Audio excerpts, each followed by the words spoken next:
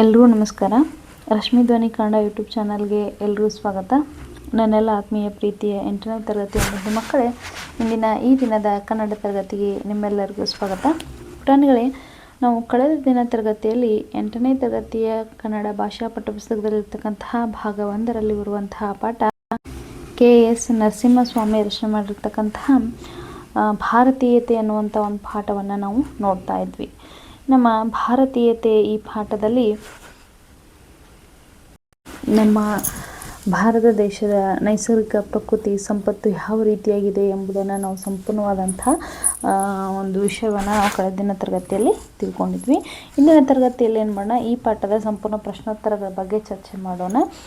ಅದಕ್ಕಿಂತ ಮುಂಚೆ ಕೃತಿಕಾರರ ಪರಿಚಯವನ್ನು ನೋಡಿಕೊಂಡು ಆಮೇಲೆ ಪಾಠದ ಪ್ರಶ್ನೋತ್ತರಗಳ ಬಗ್ಗೆ ಚರ್ಚೆ ಮಾಡೋಣ. ಬನ್ನಿ. ಕೃತಿಕಾರರ ಪರಿಚಯ. ಆಧುನಿಕ ಕಾವ್ಯ ಸಂದರ್ಭದ ಪ್ರಮುಖ ಕವಿಗಳಲ್ಲಿ ಒಬ್ಬರಾದ ಕೆ.ಎಸ್. ನರಸಿಂಹಸ್ವಾಮಿ ಅವರು 26/1/1915 ಮಂಡ್ಯ ಜಿಲ್ಲೆಯ ಕೃಷ್ಣರಾಜಪೇಟೆ ತಾಲೂಕಿನ ಕಿಕ್ಕೇರಿಯಲ್ಲಿ ಜನಿಸಿದರು. ಇವರ ಮೊದಲ ಕವನ ಸಂಕಲನ ಮೈಸೂರು ಮಲ್ಲಿಗೆ 1943ರಲ್ಲಿ ಪ್ರಕಟವಾಯಿತು. ಇವರು ಶಿಲಾಲತೆ, ಐರಾವತ, ನವಪಲ್ಲವ, ಇರುವಂತಿಗೆ, ದೀಪದ ಮಲ್ಲಿ, ಮನೆಯಿಂದ ಮನೆಗೆ, ತೆರೆದ ಬಾಗಿಲು ಮೊದಲಾದ ಕವನ ಸಂಕಲನಗಳನ್ನು ರಚಿಸಿದ್ದಾರೆ. 1977ರಲ್ಲಿ ಇವರ ತೆರೆದ ಬಾಗಿಲು ಎಂಬ ಕವನ ಸಂಗ್ರಹಕ್ಕೆ ಕೇಂದ್ರ ಸಾಹಿತ್ಯ ಅಕಾಡೆಮಿ ಪ್ರಶಸ್ತಿ ಲಭಿಸಿದೆ. 1990ರಲ್ಲಿ ಮೈಸೂರಿನಲ್ಲಿ ನಡೆದ ಅಖಿಲ ಭಾರತ ಕನ್ನಡ ಸಾಹಿತ್ಯ ಸಮ್ಮೇಳನದ ಅಧ್ಯಕ್ಷರಾಗಿದ್ದರು. ಇವರು ದುಂಡು ಮಲ್ಲಿಗೆ ಕವನ ಸಂಕಲನಕ್ಕೆ ಕರ್ನಾಟಕ ಸರ್ಕಾರದ ಪ್ರತಿಷ್ಠಿತ ಪಂಪ ಪ್ರಶಸ್ತಿ ಲಭಿಸಿದೆ. ಇವರನ್ನು ಕನ್ನಡ ಸಾಹಿತ್ಯ ಕ್ಷೇತ್ರದಲ್ಲಿ ಪ್ರೇಮ ಕವಿ ಎಂದೇ ಗುರುತಿಸಿದೆ. 2004ರಲ್ಲಿ ದೈವಾಧೀನರಾದರು. ಪ್ರಸ್ತುತ ಭಾರತೀಯತೆ ಕವನವನ್ನು ಕೆ.ಎಸ್. ನರಸಿಂಹಸ್ವಾಮಿ ಅವರ ನವಪಲ್ಲವ ಕವನ ಸಂಕಲನದಿಂದ ಆರಿಸಿಕೊಂಡಿದೆ. ಪದಗಳ ಅರ್ಥವನ್ನು ನೋಡ್ಕೊಳ್ಳೋಣ. ಹಿಮ ಅಂದರೆ ಮಂಜು, ಕರಾವಳಿ ಸಮುದ್ರ ತೀರ, ಪೇರ್ದರ್ ಅಂದರೆ ದೊಡ್ಡದಾಗಿರ್ತಕ್ಕಂತಹ ಅಲೆ, ಘೋಷ ಗಟ್ಟಿಯಾಗಿ ಹೇಳುವುದು, ಗಡಿ ಸೀಮೆ, ಎಲ್ಲೆ, ಯೋಧ ಅಂದರೆ ಸೈನಿಕ, ಕೊರಳು ಧ್ವನಿ, ತನು ದೇಹ, ತೆರು ನೀಡು, ತ್ಯಾಗ ಮಾಡುವುದು, ಹುತಾತ್ಮ ದೇಶಕ್ಕಾಗಿ ಪ್ರಾಣ ತೆತ್ತವ, ಸ್ಮರಣೆ ಅಂದರೆ ನೆನಪು, ನೆರೆ ಪಕ್ಕ, ನೆರಳು ಆಶ್ರಯ, ಮೊಳಗು ಹಬ್ಬರ, ಬೆಳಕು ಅಂದರೆ ಜ್ಞಾನ ಅಂತೇಳಿ ಅರ್ಥ. ಭಾರತೀಯತೆ. ತರಗತಿ 8ನೇ ತರಗತಿ, ವಿಷಯ ಕನ್ನಡ. ಕವಿ ಕೆ.ಎಸ್. ನರಸಿಂಹಸ್ವಾಮಿ. ಕೊಟ್ಟಿರುವ ಪ್ರಶ್ನೆಗಳಿಗೆ ಒಂದು ವಾಕ್ಯದಲ್ಲಿ ಉತ್ತರಿಸಿ. ಮೊದಲನೇ ಪ್ರಶ್ನೆ, ಪರ್ವತ ಹಿಮ ಯಾವ ಎತ್ತರಕ್ಕೆ ಎದ್ದು ನಿಂತಿದೆ?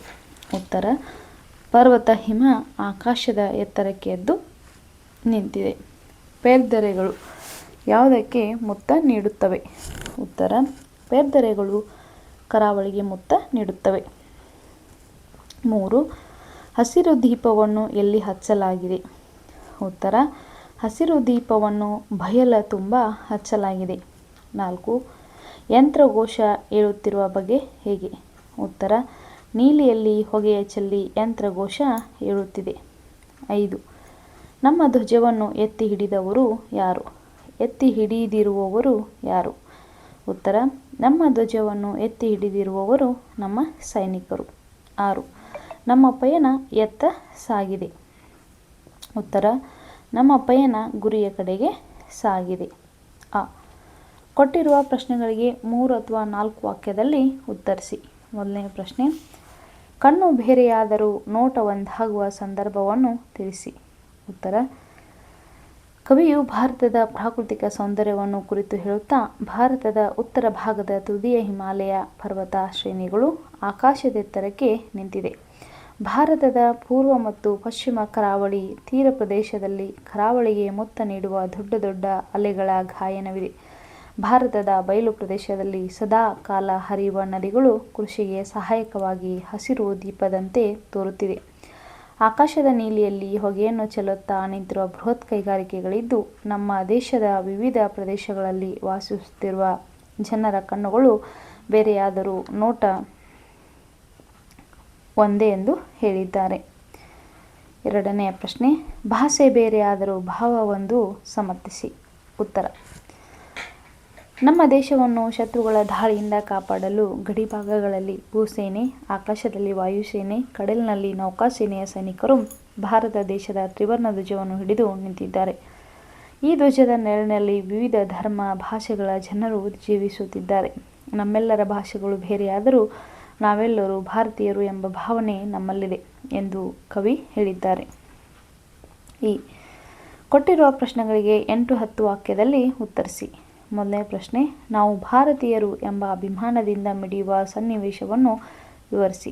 ಉತ್ತರ: ಭಾರತೀಯತೆ ಕವನದಲ್ಲಿ ಕವಿ ಭಾರತೀಯರ ಏಕತೆಯನ್ನು ಕುರಿತು ಅಭಿಮಾನದಿಂದ ಹೇಳಿದ್ದಾರೆ. ಭಾರತ ದೇಶದ ಆಕಾಶದೆತ್ತರ ಪರ್ವತ ಪ್ರದೇಶಗಳಲ್ಲಿ, ಕರಾವಳಿಯ ತೀರಗಳಲ್ಲಿ, ಬಯಲು ಪ್ರದೇಶಗಳಲ್ಲಿ ಕೋಟ್ಯಾಂತರ ಜನ ಭಾರತೀಯರು ವಾಸಿಸುತ್ತಿದ್ದು, ಅವರೆಲ್ಲರ ಕಣ್ಣುಗಳು ಬೇರೆಯಾದರೂ ನೋಟವು ಒಂದೇ ಆಗಿರುತ್ತದೆ.